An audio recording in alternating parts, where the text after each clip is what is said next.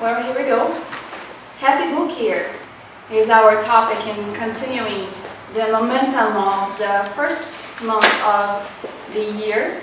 And we have had several workshops and studies in the last 3 weeks. And Susanna suggested that we try to bring all of us, really, in reality, the importance of reading and also looking for material that can actually help us in the process of not allowing our flesh to die, right? Kind of a tough group today. Okay. I know, thanks, Sarah. Yeah. Here we go. When I was a young girl, I wasn't always nice. And my nanny, you know, she would take care of me. My father was divorced, and so we had a person who would clean the house, but she also looked after me. And trying to ground me, she would send me to my room to read. I had this carpet and on the floor and huge pillows that I could lean back on. And that was the spot that she would tell me that I needed to stay for an hour, reading and reflecting about my actions. But little did she know I used to love that. To me, it wasn't ground at all. I would open the pages of books that sometimes I could read and books that sometimes I really shouldn't be reading. And I would get lost in the lives of the characters before me, oftentimes wishing that I was them. You know, the story of the princesses, or true love, you know, the young mind of a young girl.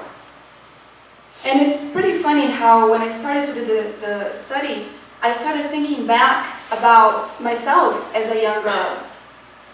And people that I read about even in college, even in high school, getting ready to go to college, when we had to write a thesis paper about our favorite American author. And I chose Stephen Crane, for those, you know, some people know who he is. You know, Shirley, the Red Badge of Courage. Oh, yeah. Maggie, the girl in the street, I don't remember the title exactly. But it was amazing because at that time, it seemed like, in high school especially, literature was taken seriously, especially for my teacher, who would try to engage us in reading as something pleasurable. He would try to make us find material that was pleasing to read, that would open our minds, that was positive, not any, as he would call it, trash that didn't contain any $100 words in the book. He wanted us to learn about the vocabulary, the meaning of the words, to try to assimilate new ideas as we became young adults going into society. So Mr. Solomos was my favorite teacher in high school. He was my ESO teacher. When Susanna asked us to do this study, I was a little bit lost. I really didn't know where to look for material. And I started doing some research on the internet.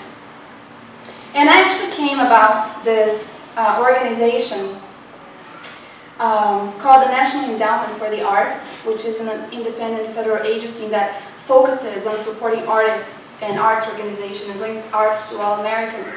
And what I found out among the survey that they did on American households is that their Americans' reading habits is on a decline.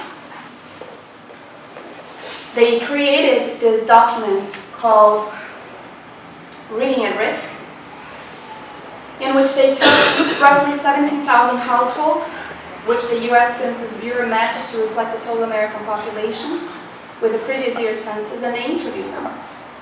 And so they created this report after conducting this research called Reading at Risk, saying that there was a very apparent decline in young adults who were not keeping a habit of reading.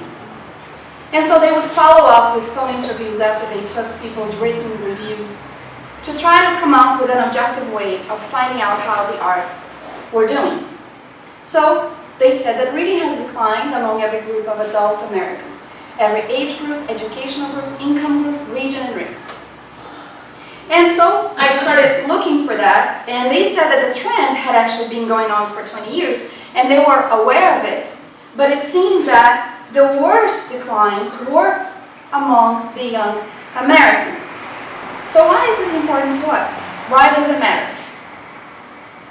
Can we take a guess? Especially where young adults are concerned. Better yet, why are they so interested in whether we are actively readers or not? Because they brought some pretty amazing clues to us. They said that in the last 20 years, young American adults have gone from being the people in our society who reads the most to the people who read the least. That we see that for the first time in American history is that less than half of the US adult American population is reading literature. And they also said that this report showed significant numbers that were produced in the first generation of educated people, in some cases college graduates who no longer become lifelong readers. What they've seen, and they've tried to bring us in accordance with this expert notes on the survey, that the reason why they're so worried about this is the fact that whether we are young adults or we are a little bit older, or we are like dinosaurs in society, depending on our age group, they say that literature awakens, enlarges, enhances, and refines our humanity in a way that almost nothing else can. So the reason they're focusing on the young Americans not reading with the number declining is that readers actually make up the kind of society that we wish to live in. And this started making a lot of sense to me when I found this report. Spiritually speaking, they say that reading takes a huge, huge part of whom we are and whom we become in society. And there's a metaphor that was said that books are the axis by which we break open the frozen seas within us. Now, the metaphor is pretty accurate if you think about it, because psychologists will say that we are more comfortable living enclosed into our ego than anything else. And so when they say that reading allows us to break the frozen seas within us, basically what they're saying is that as opposed to living enclosed in this ego and not having the courage to truly work on ourselves, books open up a way, depending on the kind of books, like self-help, psychology books, books that are out there to try to allow us to open our mind and find out how to work on our vices, whether they are physical vices or moral vices. And we are not even talking about Spiritism here, we're talking about inner transformation in society, people who practice different religions. And I really loved this quote here because they actually measure other things as far as reading is concerned. One of the really cool things that they say is that although they can't scientifically prove it, they say that there is a huge amount of data that is shown that there is a difference in the lifestyle of readers and non-readers. For instance, they say that if you read, if you are a reader, if you like to read a book, let's say a book a month, or it takes a few months for you to finish a book, they say that you are overwhelmingly more likely to engage in social activity, positive social activity, and civic behavior versus non-readers. So readers are more prone to be doing outdoor exercises, like running marathons at 6 o'clock in the morning, or engaging in charitable work, whether we are in the Spiritism Center or visiting, Genius, I don't know why you're pointing at Elsie, but whether you're going to nursing homes, whether you are partaking in food pantry, whatever it is that you're doing, readers are more prone to be proactive in society than non-readers who are passive. They're in a passive mode. And this includes the way that people actually work on themselves. Readers are more proactive in trying to find solutions for their problems, where non-readers become passive. They like to stay in an accommodative way of being. Now, if we look at the data that they have provided, they say that there is a huge split in the American society, population, between the readers and non-readers, where people are actually having a more active, a more positive and active attitude towards managing their own lives. The way they deal with difficulties and problems. The way they see obstacles as a positive thing and what they do to overcome them. As opposed to the non-readers who are passive and just let life carry on, bringing about several issues like depression, like alcoholism, and other things that they actually look for in trying to assist them overcome the issues. The research also showed that literature, in reality, puts us in the inner lives of other people in the dailiness of their psychological, social, economic, and imaginative situations. So basically they're saying is, when we read, and this is no surprise to anybody, our memory gets used to draw out pictures of the information that we read. So when we actually put ourselves in the dailiness of the character's psychological, social, or economic situation, when we are faced with the same kind of problem, our memory draws out the information that has been stored.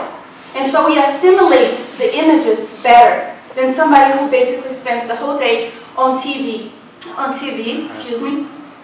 even if they're watching make you feel good kind of movies, or if you're on the internet the whole day looking for information. They say that reading actually brings about a much needed focus, your attention focus, to something that is going to be used later on.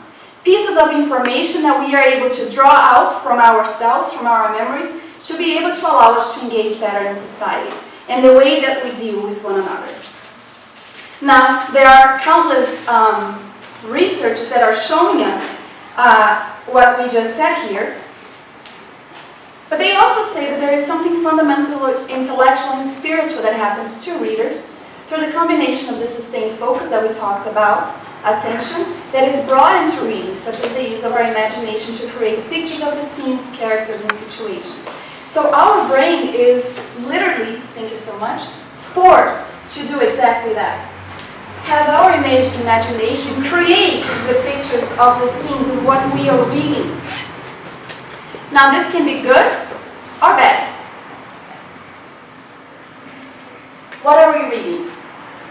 And what kind of pictures and situations are we creating in our mind? Moreover, what is this doing to our spirit and our soul? And what kind of information are we storing for ourselves, and how are they useful? Or how are they useless? Now, I myself like to read things that are sometimes not so heavy with information. So I bring something light into my reading world. And I think that's a very positive thing. Instead of completely overloading our mind with information, intellectual or whatever the case may be, a light reading is actually very good for us as well. But they say that because our memory is used to draw out these pictures, the proactivity on how we react to things becomes even more strong, I guess is what I'm trying to say. And so these studies will show that reading also allows for assimilating ideas and modifying the way in which we think and act.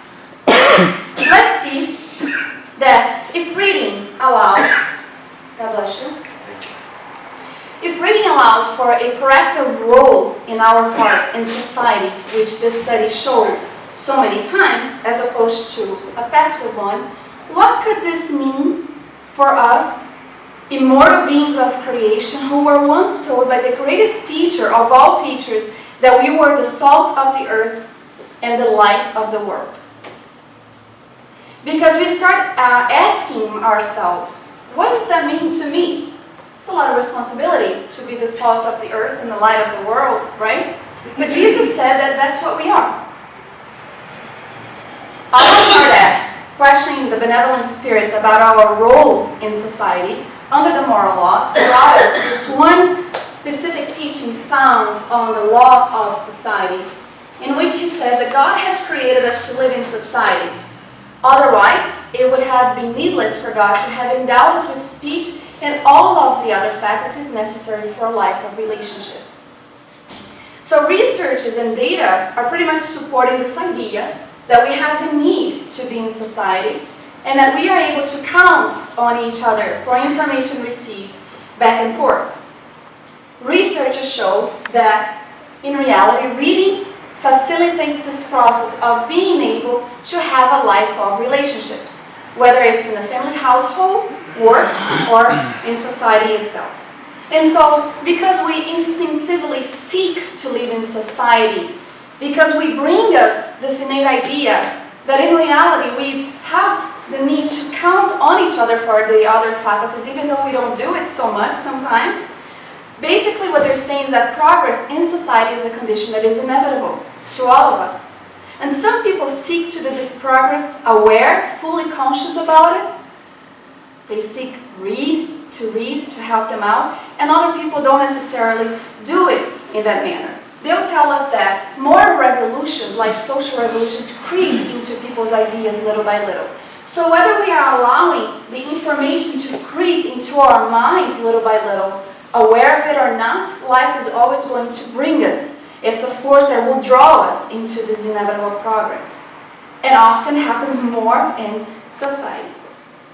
Now, the research has also showed in the beginning of our study that we actually in reading allow for information to be stored in our minds, right?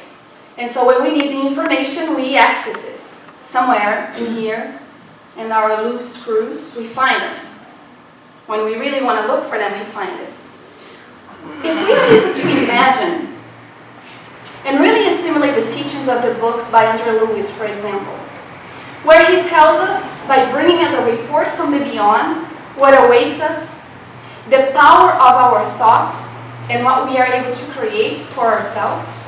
If we are assimilating new ideas, allowing for moral revolution to take place, I for one say that reading is a pretty powerful tool. Depending on what we're reading, again. But in the pages that he brings us a knowledge about the reality of our thoughts, what awaits us in the beyond.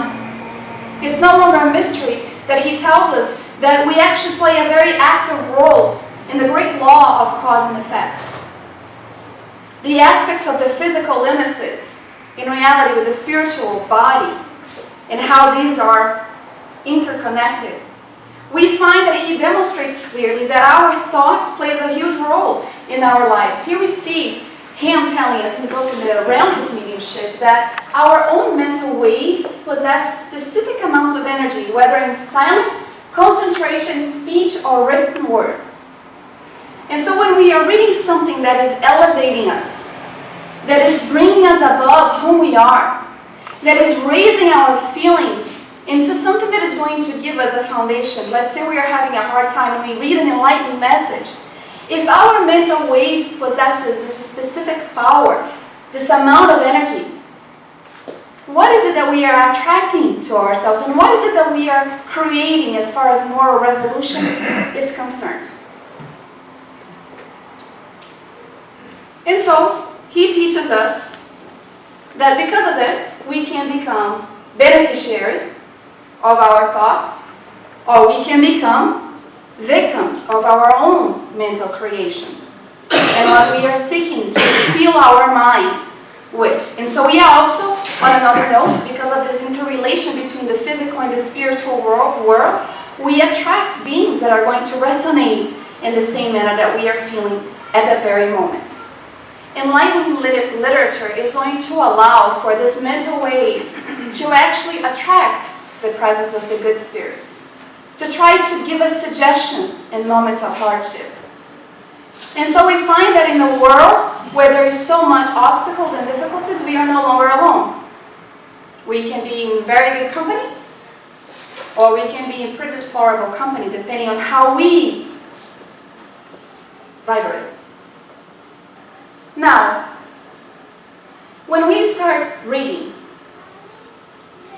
we also become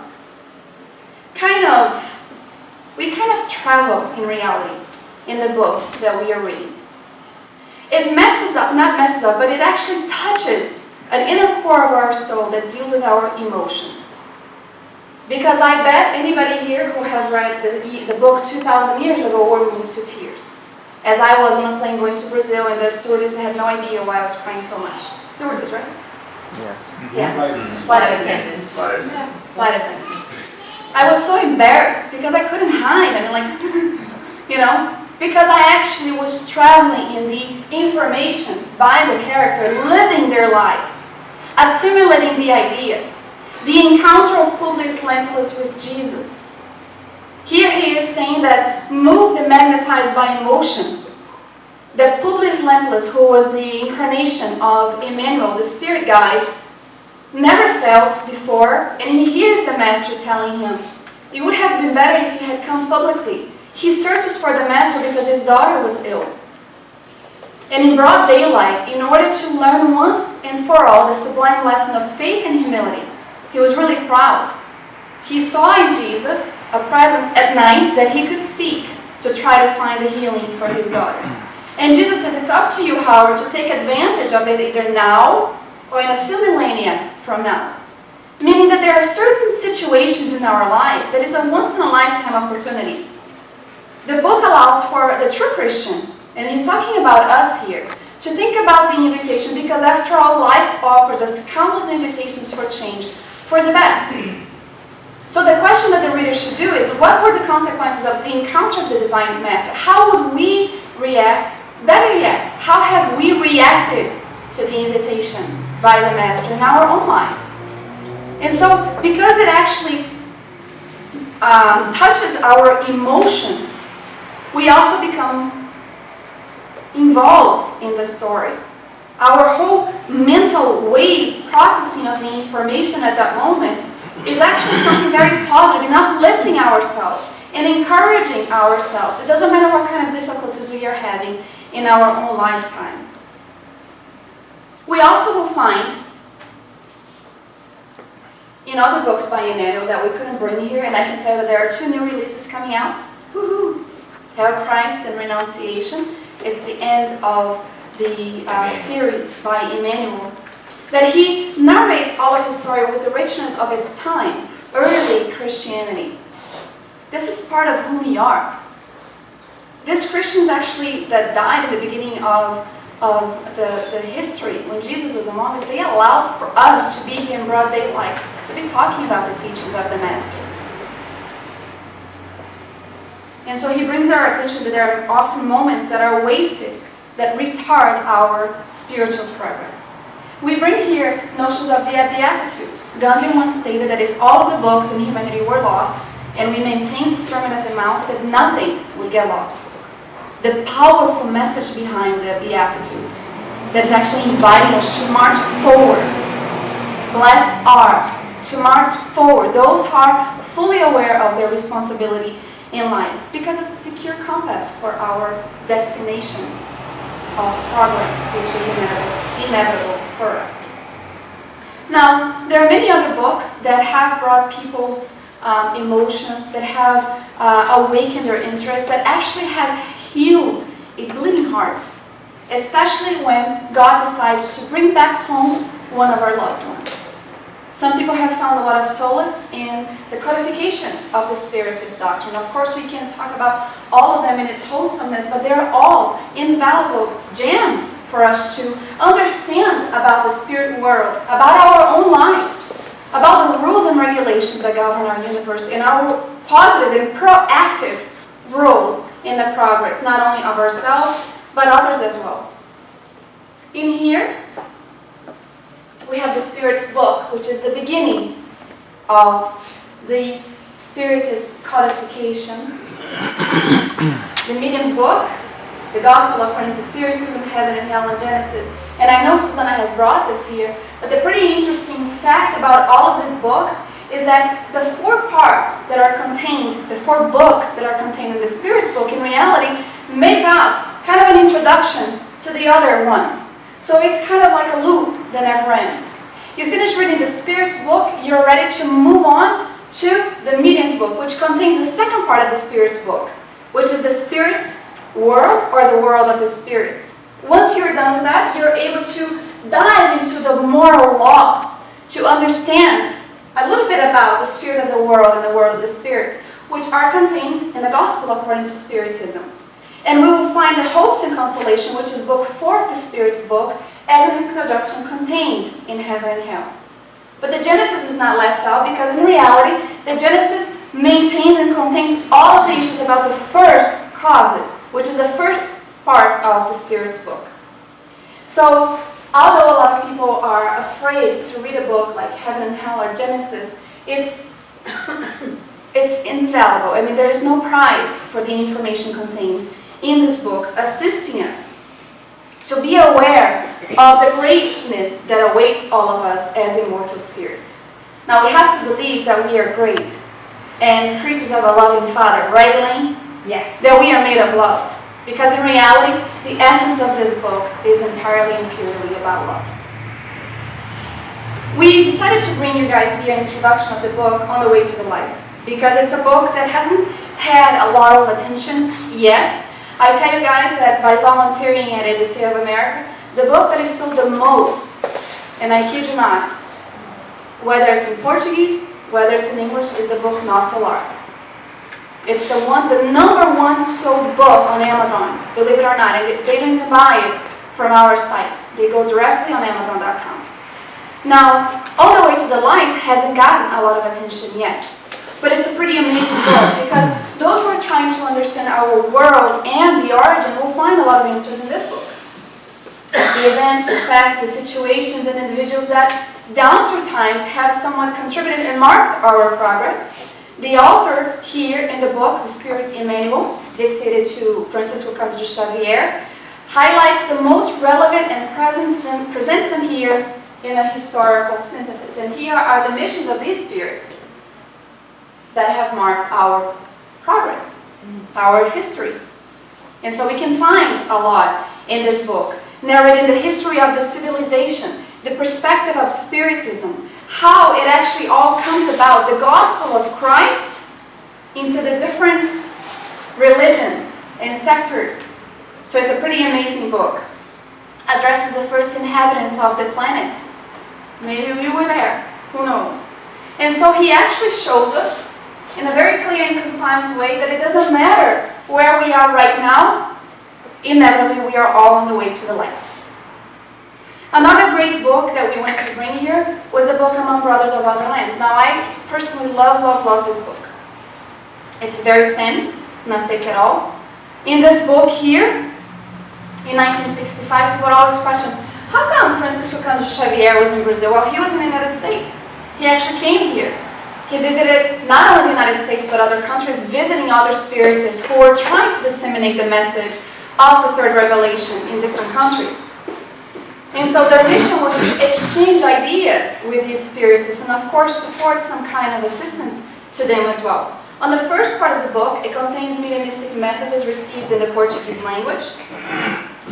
And then we see on the second part of it, composed of messages directly received in the English language. Now there are some pretty cool interviews here. One that happens with the first educator to offer a psychology course in America, William James, and Horace Greeley, who Susanna knows pretty well, who was the founder and editor of the New York, well, she doesn't know him personally, she did a study on him, that's what I meant to say. He was the founder of the paper, the New York Tribune, and he was also a very outspoken opponent of slavery at that time.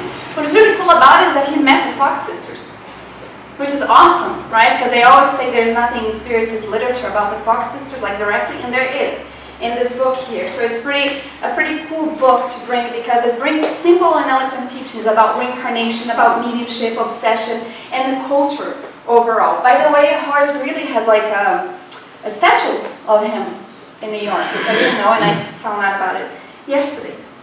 And it brings us new perspective and understanding the messages of our other brothers and sisters on other lands who are trying to disseminate Spiritism, and you are all part of it as well, which is so cool.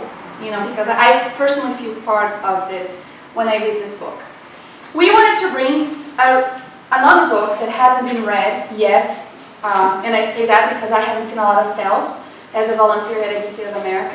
Now, this is one of the books that is being used a lot in the introduction of our March 2nd and 3rd event, Mediumship as a Human Attribute. It's the book In the Realms of Mediumship. Here, Andreia Lewis, the greater reporter of the beyond, comes back and tells us pretty significant information on the different aspects of mediumship, among other related topics. But he brings us technical details on the question of the communications from the spirit with the incarnate beings.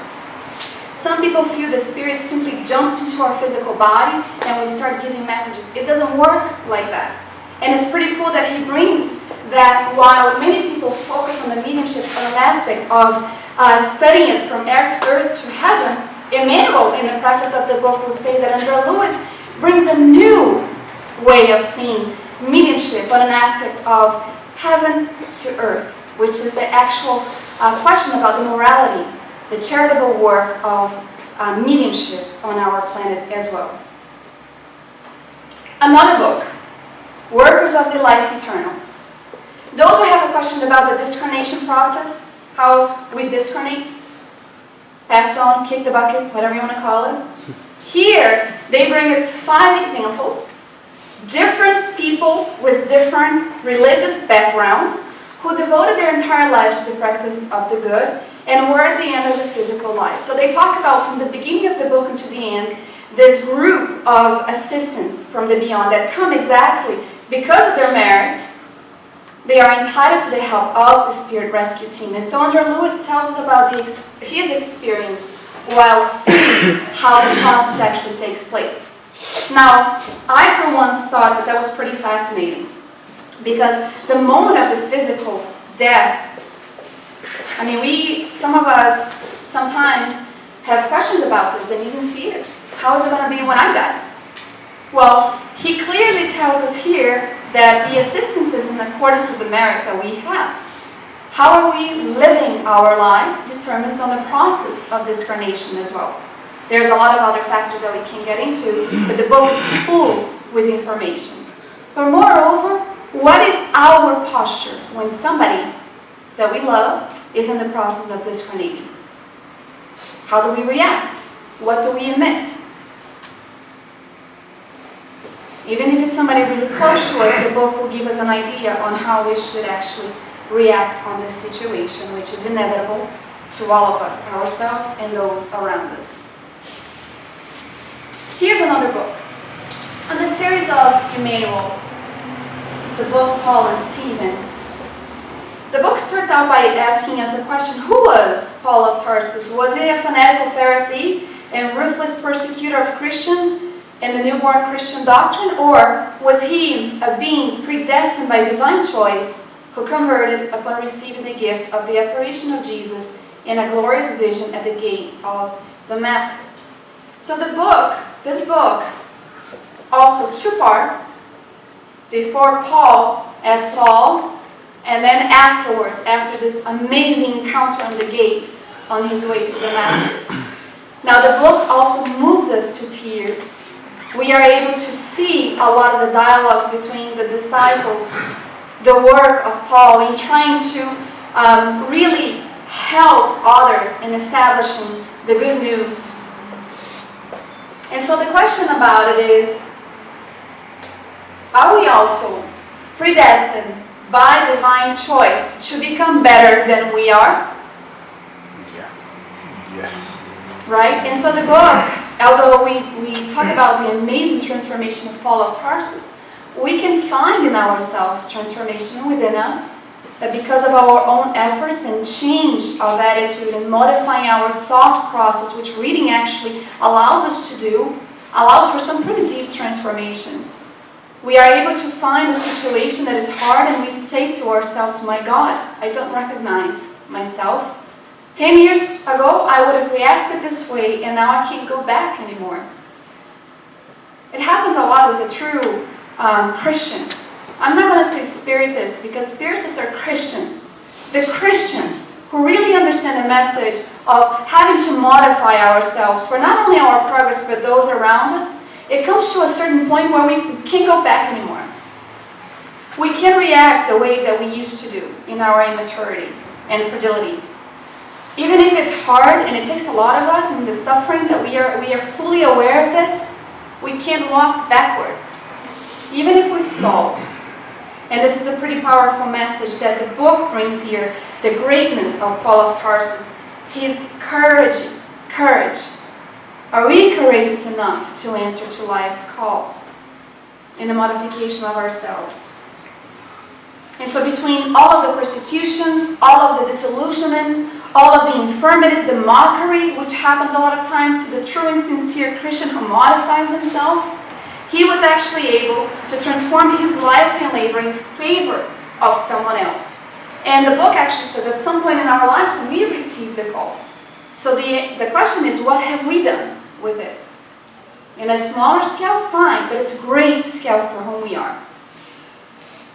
Paul and Stephen is going to enable us to dive into the experience and see clear examples that have been brought to light, to suggest a path so that we don't stagger behind in the darkness of our own confusion and doubts, and so on. So it's entirely up to us on how we are going to fulfill our time and our minds, what tools we're going to utilize in order to be able to move us forward, what kind of materials are we bringing into our lives so that we can proactively work and be a part of society, as the early research suggested that we should do.